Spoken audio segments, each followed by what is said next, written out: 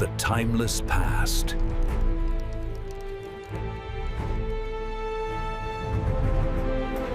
The gold rush adventure that defied Death Valley. This is the most inhospitable place in North America. A landscape of extremes where summer temperatures are the hottest on Earth and where survival is measured in hours, not days. It's a place of salt flats stretching to an endless horizon and mountains that stand like impenetrable walls. In 1849, a group of gold seekers, their minds full of dreams of California riches, took a shortcut. It was a fateful decision that led them not to gold, but directly into this furnace of rock and sand. They started their journey as a large company of wagons, part of the great wave of humanity sweeping west, but they would be remembered by a different name, the Lost 49ers. This is the story of how they stared death in the face and, in their struggle to survive, gave this place its haunting, unforgettable name, Death Valley, the Golden Dream. The year is 1849. A fever has gripped the United States, a fever born from a single discovery at a sawmill in California just a year before, gold. The word itself was magic, a promise of instant wealth, a chance to escape a life of hardship and seize a new destiny. Tens of thousands of people from every walk of life caught this fever. They packed their belongings, sold their farms, and kissed their families goodbye, joining the great westward migration that would change the face of the nation. They were the 49ers. Their journey was a monumental undertaking, a 2,000-mile trek across prairies, deserts, and mountains. The primary staging ground for the final push west was Salt Lake City, a frontier outpost where wagon trains would rest, resupply, and gather strength for the most treacherous part of the journey, the Sierra Nevada mountains. These pioneers weren't naive to the dangers. The chilling story of the Donner Party, who had been trapped by an early snowstorm in the Sierras just a few years earlier, was fresh in everyone's mind. Their tale of starvation and desperation served as a brutal lesson and a constant warning. Timing was everything. You had to cross the mountains before winter sealed the passes, or you would face a grim fate. It was a race against the seasons, and for one group of hopefuls arriving in Salt Lake City in the autumn of 1849, the race was already lost. They were too late. The snows had already begun to fall in the high country, making the traditional route impassable. For them, the dream of California gold seemed to be frozen in its tracks. But then a whisper of another option emerged, a different path, a southern route that bypassed the snow-choked mountains entirely, the Old Spanish Trail. The late start and the fateful decision. The Old Spanish Trail was a known, albeit challenging trade route that swung south of the Sierra Nevada, offering a potential path to California that remained open during the winter. It was mainly a pack trail, used by traders on mules, and it was largely untested by the heavy, cumbersome wagons of pioneer families. Still, for the stranded 49ers, it represented hope. To guide them, they hired Captain Jefferson Hunt, a Mormon frontiersman with experience on the trail. The wagon train, known as the San Joaquin Company, rolled out of Salt Lake City with over 100 wagons. From the get-go, the journey was slow. Captain Hunt was a cautious leader, insisting that the entire train move at the pace of the slowest wagon, making sure no one was left behind. For many of the younger, more impetuous men, this methodical pace was agonizing. They were burning with gold fever, and every day on the trail felt like a day someone else was staking a claim on their fortune. This impatience created fertile ground for disaster. A young man on horseback rode into their camp one day, carrying a piece of paper that would alter the course of their lives forever. It was a crude, hand-drawn map, allegedly based on the explorations of John C. Fremont. It depicted a shortcut, a direct westward path that promised to slice 500 miles off their journey. 500 miles. To the impatient gold seekers, this sounded like salvation.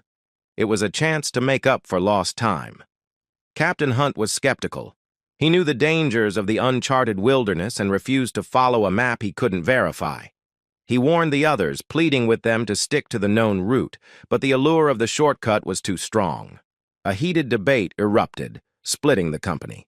In the end, most of the wagons chose to abandon Hunt and follow the promise of the mysterious map. They veered off the old Spanish trail near modern-day Enterprise, Utah, and plunged into the unknown. Only a handful of wagons, just 7 by some accounts, chose to heed Hunt's warning and stay with him. The great wagon train had fractured, and those who took the shortcut were now truly on their own. Into the furnace. Almost immediately, the shortcut revealed its true nature. The landscape became a hostile, unforgiving maze of rock and scrub. The trail promised by the map simply didn't exist.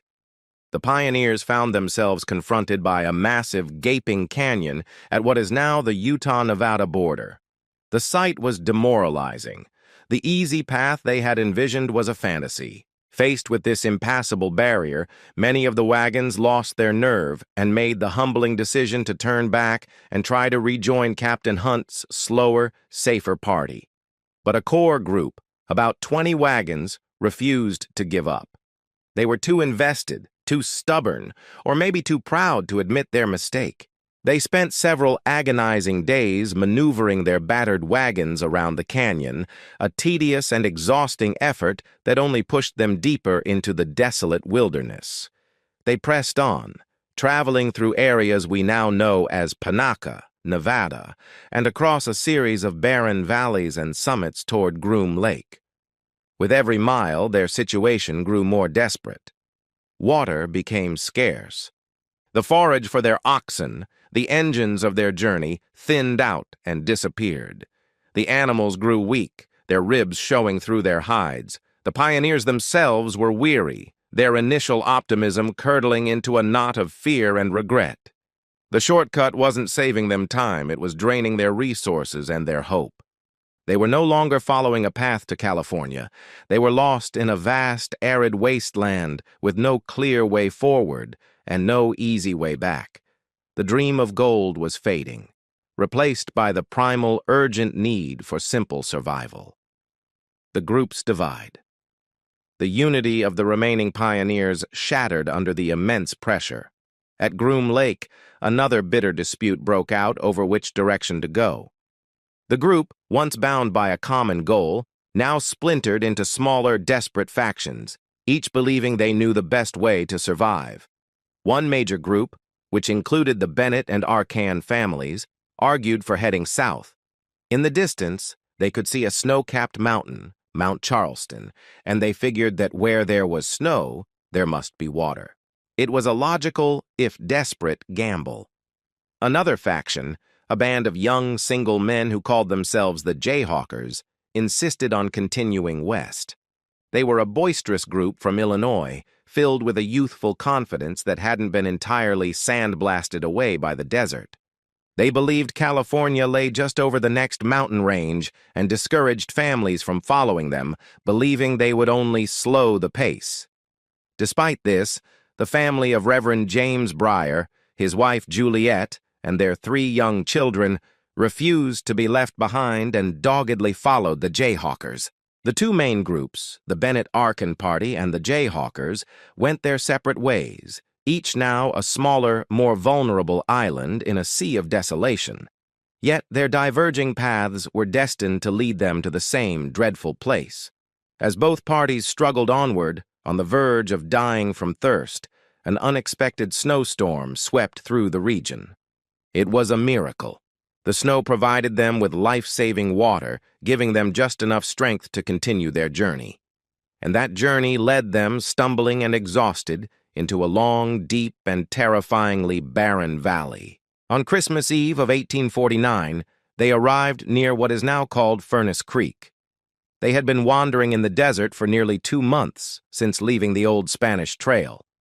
Before them lay a vast expanse of white salt flats, shimmering under a merciless sun. Beyond that, a towering, impenetrable wall of mountains, the Panamint Range, blocked their path west. They were trapped. The long wait. The journey came to a grinding halt. The Jayhawkers, along with the Breyer family, made a brutal but necessary decision. Realizing their wagons could go no further, they decided to abandon them.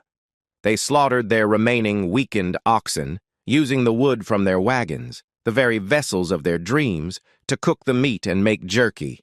Then, with what little they could carry, they set off on foot, trekking north across the valley floor and beginning the arduous climb over the Panamint Mountains via Town Pass. Their ordeal was far from over, but at least they were moving. The Benedar Khan party, however, was in a much worse situation. With women and young children, including a pregnant Abigail R. Khan, traveling on foot across the treacherous mountains seemed impossible. They were utterly exhausted, their supplies nearly gone, and their spirits broken. They made their camp on the valley floor, near a brackish spring that would later be known as Bennett's Well, and resigned themselves to wait. But wait for what? They were in the middle of an uncharted wilderness, a place no one in the outside world even knew existed. Their days blurred into a monotonous cycle of suffering. The sun beat down relentlessly. Thirst was a constant torment. They survived by slaughtering their last few oxen, rationing the stringy, tough meat. The children cried from hunger. The adults fell into a quiet despair. One of their party, Captain Culverwell, wandered away from camp in a delirium and was never seen alive again. Their camp, which became known as the Long Camp, was a place of quiet desperation. As days stretched into weeks, they realized that staying put was a death sentence. Someone had to go for help. Two young men, William Lewis Manley, 29, and John Haney Rogers, 27, volunteered for the impossible task. They would take what little food and water they could carry and walk west, over the mountain, to find civilization and bring back a rescue party. The families placed their lives in the hands of these two men. As Manley and Rogers set off, leaving the desperate families behind, they had no map, no guide, and no idea what lay ahead. They were walking into hundreds of miles of unknown, brutal desert, carrying the weight of all the lives they had left behind. The hero's journey. The journey of William Lewis Manley and John Rogers is one of the most remarkable feats of endurance in the history of the American West. It was a desperate, nearly 300-mile trek on foot across some of the most punishing terrain on the continent. They left the Long Camp with a small amount of jerky, a little water, and a shared rifle. Their plan was simple: walk west until they found help. They first had to conquer the imposing Panamint Mountains. It was a grueling climb over sharp rocks and through steep canyons. When they finally reached the summit and looked west, their hearts sank. There was no green valley, no sign of civilization. Before them stretched another vast, arid wilderness, the Mojave Desert. For weeks they walked. The sun was a relentless enemy. The nights were bitingly cold. Their meager food supply dwindled. They survived on discarded chunks of oxhide left by the jayhawkers and the occasional bird or lizard they managed to shoot. Water was their most constant obsession. They marched from one dried-up spring to the next, their tongues swelling in their mouths. At one point, delirious from thirst, they lay down under a solitary Joshua tree, convinced they were about to die. They were saved only by a stroke of luck, the discovery of a small pool of ice and water left from a recent storm. This discovery gave them the strength to push on. They traversed the Mojave, their bodies emaciated, their clothes reduced to rags. Finally, after nearly a month of walking, they stumbled over a pass and saw the most beautiful sight they had ever witnessed: the green expanse of the Santa Clara River Valley. Following the river, they were eventually discovered by Mexican cowboys from a place called Rancho San Francisco near modern-day Santa Clarita. They had made it. At the ranch, they were given food, water, and rest. Their story of survival was so incredible that the ranchers generously provided them with supplies: flour, beans, and dried meat, along with 3 horses and a one-eyed mule to carry it all back. Many men would have considered their duty done. They had saved themselves. But Manley and Rogers were bound by a promise. They knew that back in that terrible valley, families were waiting, their lives hanging by a thread. And so, after only a brief recovery, they turned around and began the journey back into the hell they had just escaped. The rescue. The return journey was just as perilous. One horse died along the way, and the other two had to be abandoned. Only the stubborn, one-eyed mule was left to carry the life-saving supplies. As Manley and Rogers retraced their steps, they were haunted by a single terrifying question. Would they be too late? It had been almost a month since they had left the long camp. Had the families succumbed to starvation? As they finally descended the Panamint Mountains and looked down onto the valley floor, they saw no signs of life. The wagons were empty, their hearts pounded with dread. Manley fired the rifle, a single shot echoing across the silent landscape. He waited. Nothing. He fired again, and then a figure emerged from under one of the wagons. It was Isabel Bennett, skeletal and weak, but alive. The families had survived. Incredibly, only one man had died at the camp during their long absence, but their hope had been extinguished. They had finally given up, believing Manley and Rogers had perished or abandoned them and were preparing for a final, desperate walk into the desert, a journey they knew they wouldn't survive. The sight of Manley and Rogers carrying food was like an apparition. Tears of joy streamed down the gaunt faces of the survivors as they realized they were saved. Manley would later write of the moment, describing how the children, so weak they could barely stand, clung to him, weeping. The rescue was a moment of profound relief, a testament to the loyalty and incredible courage of two ordinary men who refused to give up on their friends. They had walked over 500 miles round trip through one of the deadliest landscapes on Earth to fulfill their promise. Goodbye. Death Valley. With renewed strength from the supplies, the small party began their final exodus. Manley and Rogers guided the Bennett and Arcan families back along the treacherous path they had blazed. It was a slow, difficult journey, but this time it was filled with hope. They climbed out of the Great Basin and up the western mountains. As they crested the Panamint Range, they paused to look back one last time at the vast, desolate valley that had been their prison. Legend holds that as they looked back, one of the survivors said the words that would forever define the region. Goodbye, Death Valley. The name stuck. It was a fitting epitaph for the ordeal they had endured. But their journey wasn't quite over. It took them another 23 agonizing days to cross the rest of the Mojave Desert before they finally reached the safety of Rancho San Francisco. The so-called shortcut, the route that was supposed to save them 500 miles, had taken them 4 months and nearly cost them everything. They had gone into the desert as gold seekers, but they emerged as something else entirely: survivors. The story of the Lost 49ers is a powerful reminder of the sacrifices and resilience of the Westward expansion. If you found this story of survival as compelling as we do, please hit the like button and subscribe for more incredible stories from history. Let us know in the comments what part of their journey you found most remarkable. Your support helps us keep these important histories alive.